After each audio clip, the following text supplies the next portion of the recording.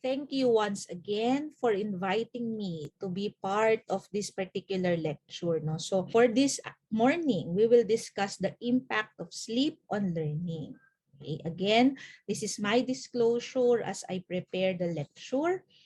Okay, so what is the learning outcomes for today? We will be discussing the neurophysiology. So what are the processes that goes on with sleep?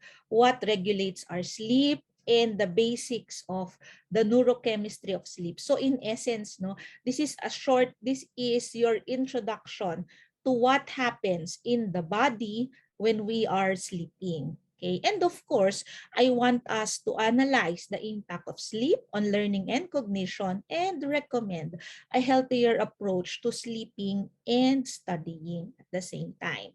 Okay, so we will follow this outline. So, impact of sleep. I will be discussing factors affecting sleep loss, the effects of sleep deprivation and restriction. What's the difference between the two? What are countermeasures we usually use? And of course, the effect of the pandemic on sleep. Okay, and then is there a sleep problem? How do we go about it? Okay. When I made this lecture, I want you to be more, the approach is more practical, okay, because we know that sleep is that golden chain that ties health and our bodies together, no? But at the same time, I also do not want to alarm you, no, because much of what I am seeing in the clinic, no, for sleep problem is because people become very anxious about the so-called requirement for the 8-hour sleep. No? So later on, I will be discussing ano ba talaga, no, yung recommended sleep time. Why do we sleep? Okay? For something that occupies 3/4 of our time, it remains to be unknown. But what we know about sleep is that it is essential for normal function, because if we don't sleep enough, okay, we have problems with the mood, we have problems thinking, and our hormones are actually affected by the lack of sleep. At the same time, we know that sleep performs a restorative and homeostatic function, meaning, okay, it is an attempt of the body to give you rest. Therefore, okay, there is a rebound of sleep after a period of sleep deprivation. No? In other words, if you were unable to sleep the night before, and if you are not very anxious, your body is bound to recover from that poor night's sleep. Okay, so our body is built for that. That is the reason why we say that sleep performs a restorative function. Okay. So, but what happens in a poll done in 2018 in America? So this one is a survey that they did, calling people up. No, so what did they found out? Okay, 65% believe that sleep contributes to the next day's effectiveness.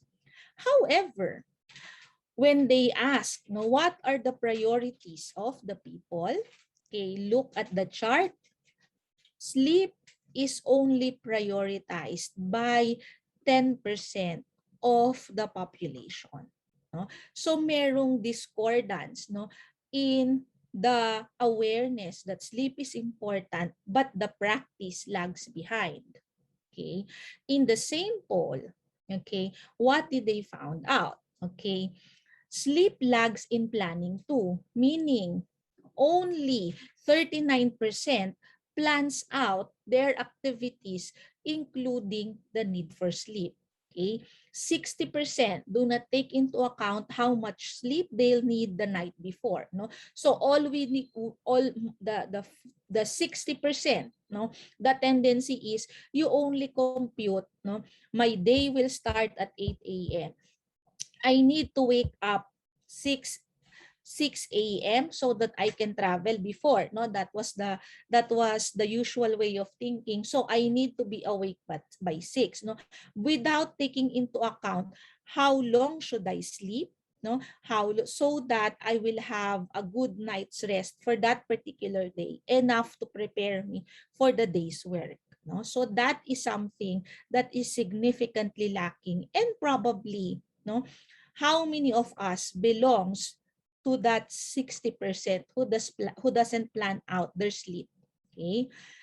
So what happens when we sleep? When we say sleep neurophysiology, there are processes that goes on as we sleep. Okay. So if you hear, no, there are basically the stages of sleep. And for every stage of sleep, what happens? Stage 1, non-REM, non-rapid eye movement sleep, is the transition between wakefulness and sleep. And your staging, okay, from stage 1 to REM sleep, no, our sleep goes into a cycle every 90 to 120 minutes. Therefore, we have one cycle of sleep every 1 hour and 30 minutes or so. Okay. So stage 1 is a time wherein when you encounter a loud noise, okay, you can be easily awakened. That is stage 1. In stage 2, non-rapid eye movement sleep, this is a time when your body temperature drops, the heart rate begins to slow down, meaning the body prepares itself to rest. Okay, but the brain now begins to produce sleep spindles. And during this time, okay, what is the importance is that when you are in stage 2 and another person tries to wake you up, it will take them a longer period of time to wake you up. Okay, how does it happen? For example, you have to remember in the past, you usually tell your parents, Mom, I need to review for something, so please wake me up at this time. Okay, however, mother comes in, wakes you up, you answer, but you remain to be asleep. Okay, and then lo and behold, you wake up again and then you're late. Okay, that is because when your mother attempted to wake you up, you are in stage 2. That is why you answered, but you had a difficult time waking up. Okay, so that is stage 2 sleep. Okay, stage 3 sleep is also referred to as the slow wave sleep, or remember this one because you will always encounter it in my lecture. Okay, slow wave sleep is the deepest sleep, and this is what we want to have for a more restorative function. In other words, if you want to be rested for the night, it should be the stage 3 that you need to fulfill. Okay, so this is the most restorative part of sleep. Okay, REM sleep, on the other hand, is what we call the paradoxical sleep, rapid eye movement sleep. Okay, if you look into the brain, our brain does not stop working even though we are asleep. Okay, so that when you take a look at your rapid eye movement sleep, yes, the body becomes more relaxed, the body cannot move. That is why sleep paralysis, no, is also part of that particular cycle. So sleep paralysis is not necessarily abnormal because that is part of your REM sleep. Okay, this is a time when dreams, especially vivid ones, occur. Okay, and this signals that despite you being asleep, that you cannot be easily awakened, your brain is very, very active. That is why it is called paradoxical sleep. So when you look at the brain waves, it is as if you are already awake, but you are not responsive to external stimuli. Okay, so what happens to that sleep? No, how are they partitioned? No, throughout the duration of your sleep. Notice that rapid eye movement sleep should only comprise 25% of your sleep. Okay, if people complain, no, that I feel that my sleep is not very restorative and I feel that my brain is actively working, it's probably because the REM sleep goes beyond the allotted 25%. Okay, that is why people complain that despite getting getting a good quantity of sleep, they feel still very tired because they feel that the brain is actively working. Sa Tagalog, no, people tell you gising ang diwa. Okay? And then notice that why is there a stage 4 here in this particular slide? Because for some of the studies, stage 3 and stage 4 are clumped together because they say there is no significant difference. Okay, so for you to have a good night's sleep, stage 3 should occupy 20% of the time. So every 1 hour and 30 minutes, it cycles through stage 1, going through REM. Okay, that is how we usually sleep. What are factors that affect your sleep architecture? Of course, age is one because it is the strongest and most consistent factor, and that slow wave sleep is maximal in young children. That is the reason why there is such a thing, no? They say that you are sleeping like a baby, no? Because when you look into their sleep architecture, much of it slow wave, and it decreases significantly with age. That is the reason why, no, in the elderly, they spend actually more time in stage 1. That is the reason why they are easily awakened by noise. Okay, so along the way, the sleep architecture varies with age. Prior sleep history also affects the proportion of sleep, because recovery sleep, no, when we say recovery sleep, it's the sleep, no, that you have when you have a poor night's sleep the night before. Recovery sleep favors slow wave sleep. That is the reason why if puyat ka the night before, you sleep better the next night. And it is usually longer. Your circadian rhythm, no, your own inherent body clock also affects the way you sleep. Okay, what is the problem? If you are a teenager who prefers to sleep late into the night, 12 midnight, 1 a.m., if sleep onset is delayed, REM tends to predominate and can occur at the onset of sleep. Okay, what does it mean? Okay, remember that I told you that sleep performs a restorative function. If you are able to sleep 9 p.m., generally, bulk of that sleep is predominantly slow wave sleep. That is the reason why you feel refreshed in the first few hours of sleep.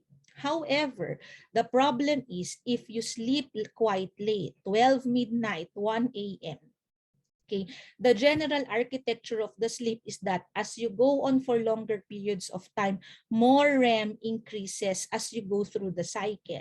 So if you are a late sleeper, the chances are as soon as you sleep, REM can predominate. That is the reason why you don't feel well despite taking sleep longer than intended. Okay, so onset of sleep remains to be an important role. Of course, temperature affects the way you sleep because extremes of temperature tends to disrupt sleep. How many of you have woken up, no, shivering because there is a normal drop of body temperature, no, as we sleep into the night? And the problem is if your room has a temperature, for example, of the aircon at 18 degrees, then definitely you will shiver. Therefore, you have to temper, you have to be more mindful about the temperature in the room. Medications, no, the medications that we take definitely affects our sleep, specifically benzodiazepines, no. Benzodiazepines are your sleep medications, no. If you are familiar, Valium, Rivotril, no, those are benzodiazepines. They suppress the slow wave sleep, and there is no consistent effect on the REM. They are able to put you to sleep, but the restorative part of sleep may not be significantly improved. Some antidepressants or the SSRIs suppress REM. That is the reason why, no, when people were given antidepressants, they have better abilities to sleep. Okay, what happens with alcohol? We know that a lot of people are taking alcoholic beverages at night because they say that it improves the sleep. At some part, yes, because it increases the slow wave sleep. Okay. However, the problem, it also suppresses REM, no, initially. However, the problem is when you keep on using alcohol, it will have a rebound REM later on throughout the night. No? Therefore, you are able to sleep better. However, if the sleep becomes prolonged, okay, then your brain will still be actively working. Of course, whatever diseases you have, whether from the brain or the body, will definitely affect your sleep. No? For example, pain. No? Pain is the most predominant problem that can affect sleep. No? Walang kayang matulog if you are in pain. No? That is the reason why pain is an important factor that affects the sleep. Okay, so what regulates the sleep? No, how do we help regulate the sleep? In our body, there are actually two factors that affect sleep. One is our own biological clock, and two is the sleep-wake homeostasis. In other words, the sleep-wake homeostasis tells us that, okay, in sleep homeostasis, the reason why we sleep at night is because our body has been awake for quite a long time. Therefore, at night time, it tells you that you need to sleep. Okay? The problem is, if you are fond of taking naps, especially daytime naps that extend until late in the afternoon, your sleep homeostasis will see it as, no, you have just woken up from sleep. Therefore, at night time, you will have a difficult time sleeping because you were just recently awakened. Okay, that is why for those who have problems with sleep, I do not recommend napping, especially late in the afternoon. Okay. Now, how about your circadian rhythm? If you notice, we have our own body clocks that tries to attempt to regulate the sleep. Okay. This is the typical body clock of a person that is actually working on a regular basis. Okay, so what happens? Okay, let's try to focus on the time today. Okay, 10 o'clock. Okay, it is probably the reason why we have classes in the morning was because for the longest time, 10 o'clock is considered a time of greater alertness. Okay, notice that by the time it is 3 p.m., there will be a significant drop in alertness and you will feel sleepier than usual. Okay, you have your greatest muscle strength, 5 p.m., highest blood pressure, 6:30. Therefore, no, you have to tell your parents the blood pressure also varies. Therefore, no, definitely at night, if they are taking it at night, it's higher than usual. Okay, your melatonin, okay, the one that facilitates sleep, is is being released by 9 p.m. kasi this is triggered by darkness. Okay? Therefore, no, you now have greater chances of falling asleep. Intestinal peristalsis, meaning the movement of your stomach, usually stops by 10:30. That's why ideally you no longer crave for food during that time. 2 a.m. is the deepest sleep. Okay, and then by 4:30 there is a drop in your body temperature, and then 7:30 secretion of melatonin stops. That is the reason why we already wake up.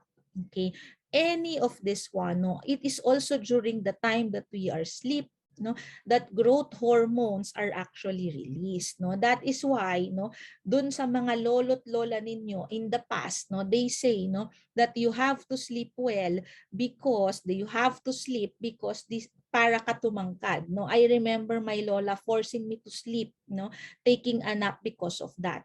Partially, that's true, no, because it is when we sleep that growth hormones are released, okay, but not in the afternoon.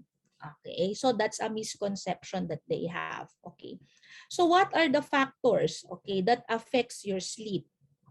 Acetylcholine, wakefulness modulators means, no, that if they are present in that particular portion, you will have a difficult time sleeping. Acetylcholine is prominent in your cigarettes. That is why people who smoke tends to resort to smoking because it keeps the brain more awake. Norepinephrine or epinephrine is the same as your emergency hormones. No, that is why if you are very excited, you have a difficult time sleeping. Dopamine is released when you eat a lot of food. No, dopamine is also present in your illicit substances. That is the reason why when they take them, you have a difficult time sleeping. Histamine or the allergic reactions that we have usually, okay, if you have your own histamine, it also keeps you awake, such that if you give an antihistamine, no, the one you have for allergies, okay, you will be able to see, okay, that you will be able to sleep better because of histamine. You have an antihistamine. When you block your histamine, you will be able to sleep better. Okay? Orexin, okay, is the one that is missing for those who have narcolepsy. No? Yung narcolepsy, this is a medical illness wherein the patient suddenly becomes asleep, no, without any warning, no, because they lack orexin. No, that is the reason why they tend to sleep suddenly. Okay, so if you want to be awake, this is what you increase. Okay, or if you want to sleep, block them off. Okay. On the other hand, the factors that improve sleep includes melatonin. Okay. So later ika-clarify ko ano yung purpose ng melatonin. Okay.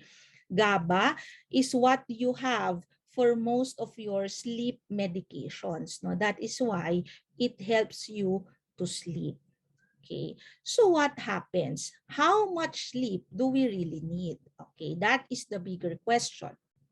Okay, in the National Sleep Foundation sleep recommendations, no, how did they come up with this recommendation? It is a panel of 18 members expert, and they studied on the literature based on sleep duration data, effects of reduced or prolonged sleep, and its health consequences.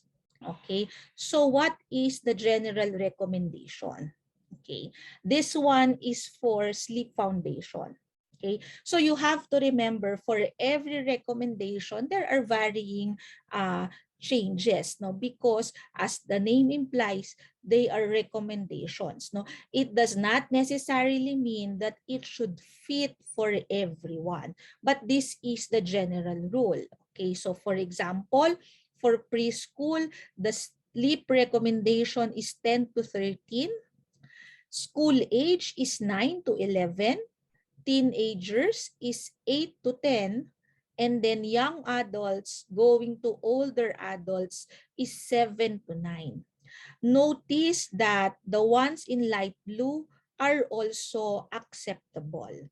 Okay, longer sleep is also acceptable for these age groups, but again, they are recommendations. Okay, that is the reason why if there are elderly patients who come to me and tells me that I wanted to have an 8 hour of sleep, but for several years they are only sleeping 5 hours, there is nothing wrong with that. Provided, okay, that, okay, there is a caveat to it. Okay, some individuals sleep longer or shorter than recommended time with no adverse effects. However, sleep duration far outside the normal range may be engaging in volitional sleep restriction. Therefore, you listen to your body. How do you know that you are having enough sleep for that particular period? Okay, number one, if no matter how boring an activity is, you are able to maintain your wakefulness, then that means you have a good night's sleep. If you are sitting in through my lecture, no, and seems to be very sleepy at this point in time, it means that you are not getting your good night's sleep. Okay, I have been sleeping for only 5 hours, and I have the energy to do everything that I need. So in general, okay, I can do well with the 5 hours of sleep.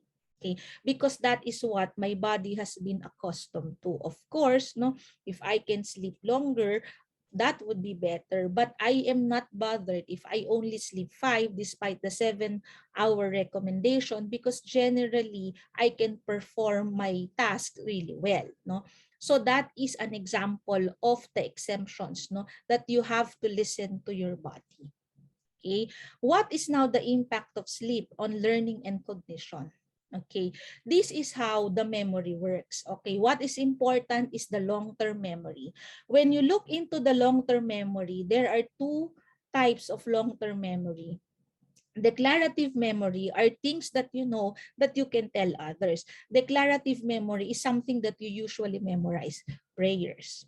Okay, remembering your first day of school or your basic knowledge about school. That's declarative memory. On the other hand, the non-declarative or the procedural parts of the memory are things you know that you can show by doing. So in other words, non-declarative are skills, no? That once you learn them, you can never, people cannot take it away from you even if you are not practicing it for a long time, such as riding a bike. Okay, priming, no, using a word that you heard recently, hindi naman yun inaaral, no, but somehow you are able to acquire it. That's because of non-declarative memory and your conditioning as well, no? So conditioning is parts of our behavior, no? The reason why people becomes very anxious at night is because, no, they become very worried about sleeping. That is the reason. Yun yung conditioning na sinasabi that affects the people. Okay, so how about school? Alin ang mas madalas din yung ginagamit, no? If you are at the type, no, that there's a tendency for you, no, to memorize things, that is basically declarative. Okay, kung puro memorization, that's declarative. Okay, so school is actually a combination of both declarative and non-declarative memories. Okay, so what happens? Memory consolidation is the process that converts your memory traces into more permanent or enhanced form. No, ito yung nasasabi natin that goes into your stock memory. And sleep and the brain plasticity act as key constituents in its transformation. Okay, so what happens? You need to have a good slow wave sleep or the stage 3 non-REM sleep for consolidation of declarative and spatial memories. Okay. However, the rapid eye movement sleep facilitates consolidation of non-declarative memories. In other words, okay, in other words, in whatever form of memory consolidation, you need to have a good night's sleep for you to be able to remember what you learn and bring it on with you for the next day's exam. Okay, because persons with poor sleep quality affecting all states is expected to have deterioration of long-term memory performance. Okay, initially, no, deficits can be subtle, but because you can actually do something, no, to help improve the memory. Okay, but why do we have problems with sleep? What happens to us? Okay, because we are actually swamped with various things, including work or school commitments. In the past, there is a travel time, no, that we have to contend with. We also have social commitments, no, marami sa atin may mga organizations, no, before, no, that is all, this has always been my problem, no, yung mga may couples for Christ activities, no, na mga elderly. I told them before, no, na you have to improve, no, the time commitments, no, because they usually hold meetings later throughout the day, no, kasi they have to work in the past, no. So yung nangyayari, late talagang nakakatulog yung mga members nila. That is the reason there is some sleep loss. Of course, the distractions are really increasing, no? Gadget use, TV time, Netflix, and other social media. Okay? Paano ba natin i-break down yung sleep loss? There are two types of sleep loss. One is acute total sleep deprivation, wherein wake periods extend beyond the typical 16 to 18 hours. No? Usually nangyayari yan sa inyo if you have something, no, that you need to work on. No? There are projects that you need to pass. No? That's the tendency. You stay later throughout the night. No? Or for example, you enjoy a good movie, no, or a good series, you tend to watch them one after the other. On the other hand, sleep restriction is not getting enough sleep for 24 hours for one or several nights. Okay, and okay, the problem is, okay, sufficient sleep continuity and sleep duration are prerequisite for the recuperative effects of sleep. Okay, bakit tayo nahihirapan? No, it's because, no, we are not planning out our sleep enough because we need to also attend to other activities. Okay. Therefore, what do? We really need to prioritize. There is no such thing as work-life balance. No, that is a myth if you ask me personally, because there are only priorities. Okay. What happens if you are sleep deprived? No, what happens in your ability to think? Okay. Number one, you have increased distractibility. No? So you cannot afford to have a poor sleep because the problem is your work is mostly online. No? Therefore, if you're working mostly online, there is greater distractibility if you have poor sleep. You also have impaired performance on attention-intensive tasks, increased tolerance of risk. Okay, in other words, yung inyong assessment of risk, no, nagkakaroon ng problem. There is a decline in your working memory, decreased psychomotor performance, increased errors. Okay, so if for those of you who are working, no, especially when you are operating machines or when you make critical decisions, if you have poor sleep, there is an increased error and an increased incidence of microsleeps. No, microsleeps yung sinasabi nila, no, na naiidlip. No, I remember when I was training as a student, no, during my 4th year in medical school, no, because we are going on duty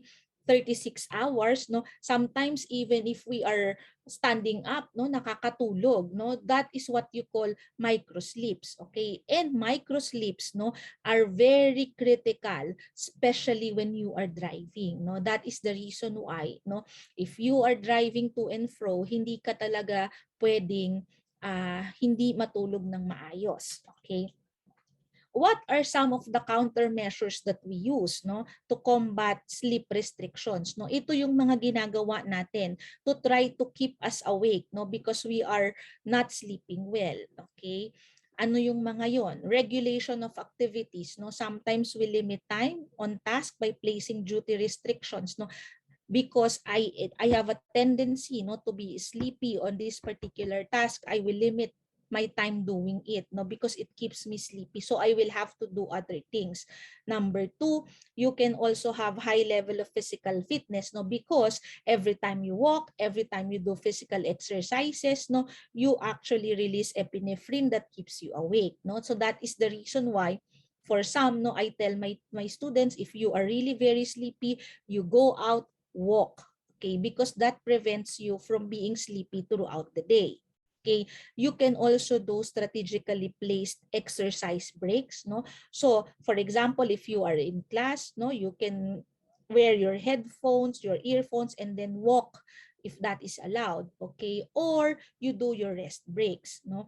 However, the problem with these countermeasures is that the effects are usually transient, no, meaning, no, if you continuously become sleep deprived and then you try to make these activities, no, to help you go through the day's activities, no, eventually hindi na siya mag-work. Okay, therefore some resort to napping. Okay, this is the most effective technique for sustaining alertness, no. Sabi nila noon, no, 'di ba, we say there is what you call a power nap. Okay, efficacy depends on the time of the day, kasi sabi ko nga sa inyo, if it's very near the nighttime sleep, definitely it will impair your ability to sleep. Nap length, okay, if you sleep longer than 1 hour and 30 minutes, okay, that will become a problem, no, because that will affect your ability to sleep during the night, no. Pero if kaya nga power naps, it's because when you have a nap that is only 1 hour, that is only 30 minutes, hindi nagpo-proceed yung sleep with REM. That is the reason why it's very restorative, no? Yung mga power naps sa sinasabi nila, no? And availability of sleep. Is it a conducive environment? Okay. But what is the problem when you usually resort to napping? You have what you call your sleep inertia. No? Sleep inertia is the feeling of confusion or reduction in performance that occur immediately upon awakening. So if you notice, some of you, no, when you have a nap, when you wake up, you tend to be more sluggish at the beginning. That's because of your sleep inertia. But naps are only temporary, bridging the gap between sleep periods without jeopardizing the completion of the job. Okay? So, short term lang, no? Pharmacological, what are some of the things that people use? Of course, the stimulants. Okay, as you know, of course, I wouldn't recommend, no, an example of stimulant is amphetamine.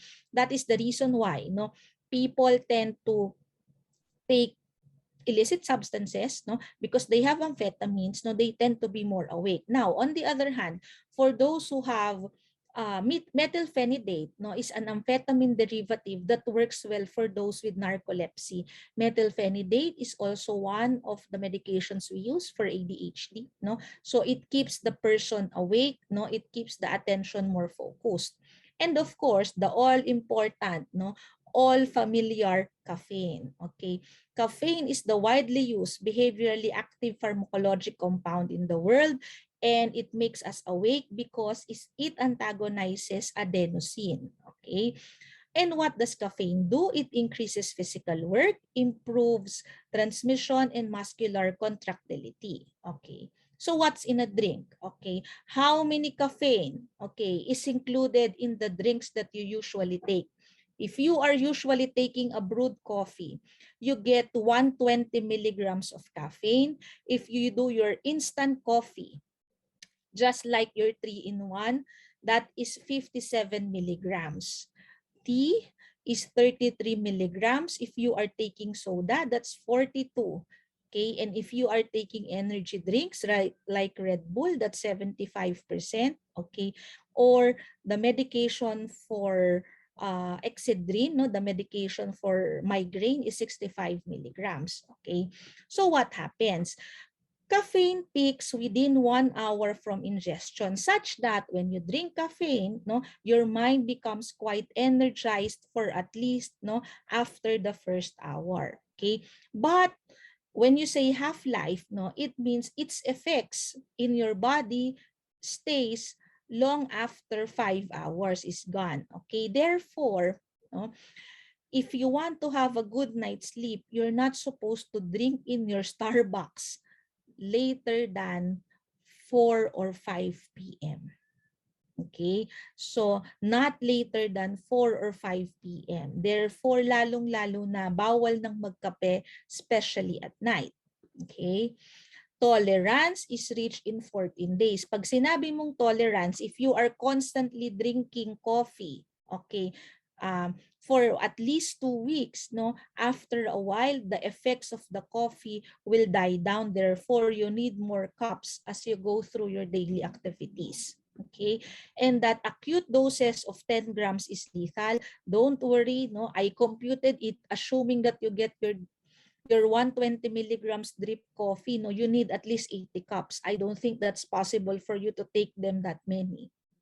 Okay, but 85 to 200 milligrams enhance cognitive vigilance and reaction time. This is basically 1 to 2 cups of your usual coffee. Okay?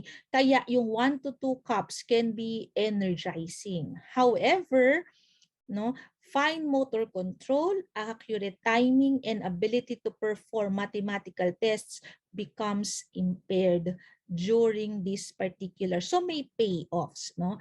Kung gusto mong magising. Okay? You get tachycardia, no? Yung bumibilis yung tibok ng puso because caffeine is known for that for those people who are taking caffeine for the first time. Okay?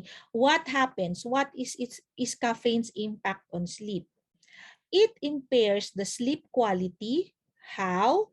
By increasing time to sleep. So, ibig sabihin, if you need to sleep by 10, if you take your coffee, it can make your sleep long. It can make your time to sleep longer. So, maybe 12 midnight, 1 o'clock.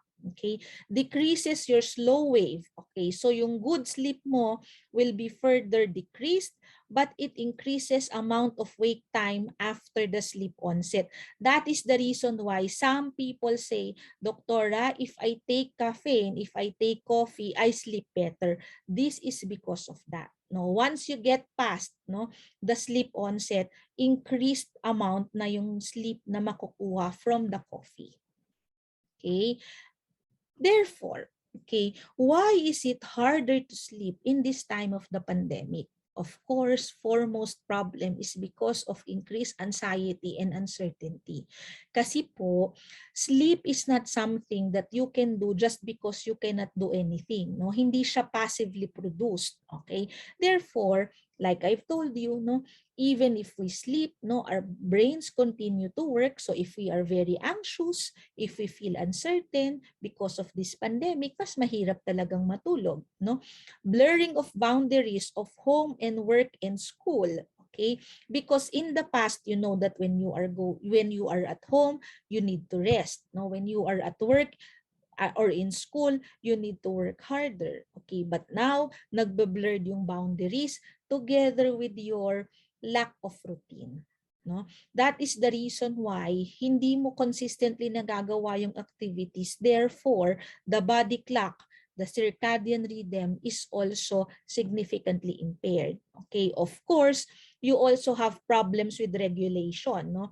Bakit nagkaka-problem with self-regulation? Kasi the idea is, anyway, I am in at home, no, I can sleep naman in between if I feel sleepy. No, that is the reason why some of you tends to play or watch videos longer than intended. Okay? Problems with self-regulation. Okay? So, ultimately, if we are sleep deprived, what is the best solution for it? Let us not reinvent the wheel, but the solution ultimately remains to be prioritizing sleep. Okay? Recovery from sleep loss is affected by the following type of sleep loss. The more severe the sleep loss, the longer the recovery sleep opportunity is required. Okay, number 2, recovery sleep duration and number of days allowed for recovery. 1:1 ba? Kung puyat ba ako ngayon, tomorrow ba, when I sleep longer, do I feel recovered? The answer is no. You need to have 2 10-hour or 3 8-hour sleep opportunities to recover the sleep loss. Okay? Kung kaya't, if you notice, if you are sleep deprived the night before, the next day, even if you have longer sleep, you still feel tired. Okay? Because you need to get at least 2 to 3 days of sufficient sleep for your body to recover. Okay? Restorative value of recovery sleep decreases with increasing sleep time, no? So, kung lagi ka na lang nangungutang, no, the sleep debt, okay? If you are always deprived, no, the body will have a difficult time recovering from it. Okay, and that slow wave sleep usually returns to baseline after the first recovery sleep. No, therefore, no, mahirap magkautang, especially when it comes to sleep. Okay, so how do we assess and manage, no, sleep problems? There are usually 3 presenting complaints for sleep. Okay, the first one is inability to sleep. Okay, difficulty falling asleep, no, frequent awakenings or early morning awakenings. You can also have excessive daytime somnolence, no, mapasandal lang, no, yung back mo, you are able to sleep. That's because of a non-restorative sleep or snoring. no, when you sleep, and of course abnormal movements during sleep. If you ask me what is the most common problem, it's usually the first, no, the inability to sleep. Okay, once we interview, many sleep disorders are diagnosed clinically but require full evaluation. Okay, so usually we go with polysomnography, or what we call the sleep study. No? Why is it important? Kasi po, sleep study is recommended for those who are snoring very loudly, who have abnormal movements during sleep, and who are very somnolent. No? Kasi ang usual problems po is actually bedtime habits. No? Yung mga sleep problems po that we have, no, the most common culprit is because of poor sleep hygiene. No? So you have to ask bedtime habits, duration of the problem. Para po maging significant problem po ito, the sleep problem should occur 3 times in a week, no, for the past 3 months. Okay? Sleep onset and waking, daytime sleepiness, snoring history, nocturia. Nocturia po is urinating frequently at night. No? So of course, this is a problem because if you always pee, especially at night, no, magigising ka talaga significantly. Okay, so that is also a cause for evaluation. Loss of muscle tone is usually common for narcoleptic patients. No? So important then that we ask for medical problems. No? May mga gamot po kasi that also prevents you from sleeping well. Okay, psychiatric problems, of course, you know, if you are depressed, if you are anxious, no, sleep gets to be affected. Okay, of course, substance use, medications, no, family history, work history, or environmental issues. Ano ang common environmental issues? No? The most common environmental issue is that you did not plan well, no, kung saan ilalagay ang inyong bedroom. In some times, no, the bedroom is facing the national road, no, so that is definitely a big problem, no, that you will have to contend with, no. So ito po yung sinasabi natin na sleep study, no. Pag nag-sleep study, it's very important. We monitor the brain, we monitor the movements of the eyes, we monitor the movements of the muscles, no, as well as the oxygen levels, no. So for those centers that has sleep study, important yun that you will be monitored for 12 hours as you sleep. Okay. This one is the sleepiness scale. No? So if you notice, no, these are questions pertaining to the tendency to be very sleepy, no? Ano yung nangyayari, no? If you are, what are the chances for you to sleep when you are sitting or reading, watching TV, no? So kung mas mataas yung chance na ikay makatulog, no, we say there is a significant sleep problem that we have to reassess. Okay, these are examples of your sleep problems, no? Insomnia disorder. Ito po yung pinaka-common so far that we are seeing. And the circadian rhythm, sleep-wake disorders, and the breathing-related sleep disorders. Okay, ano yung mga examples no? So yung malalakas yung maghilik, no? Kailangan ho ninyo talaga yung ipa-evaluate. Okay? So what are some of the management that we can use, no? Foremost of that is environmental change, no? Ang hilig ho nating magtipid sa kuryente, di ba? Mahal kasi doktora, no? Yung kuryente, therefore, we are 5 members in the family, we sleep in the same room so that we can enjoy the aircon. Okay? Wrong. No, because you have to remember, the more number of children, the more number, no, of persons in the room, the higher the chances of movements. Therefore, if you have problems with sleep, definitely that will affect, no, the way your sleep patterns, no. So you have to do environmental change. Make sure that you don't have very brightly lit rooms. Make sure, no, na hindi po ito facing a busy part of your house or the road, because definitely that will affect the sleep. Sleep hygiene education, no, meron po tayong do's and don'ts that we need to practice with sleep, no. Later I will highlight them, no. Of course, if there are any especially if something painful, no, kahit nga ang ngipin, no, if you don't treat it well, it will cause difficulty sleeping. Psychiatric treatment is also very important. Okay, so if you notice, yung treatment for medicines for sleep comes in quite late, no? Ina-address muna natin yung ibang factors before we decide to do pharmacotherapy or we do cognitive behavioral therapy for insomnia, no? Cognitive behavioral therapy for insomnia requires a commitment, no, from the individual. That is why hindi siya madaling gawin sa lahat. Okay? So, this is an example of your good sleep hygiene. Okay? Go to bed, get up at the same time every day. So, in other words, if weekends, hindi po tayo mag-oversleep. No? Why? Because our body clock will become confused along the way. 2 araw lang ang weekends, 5 araw ang weekdays. No?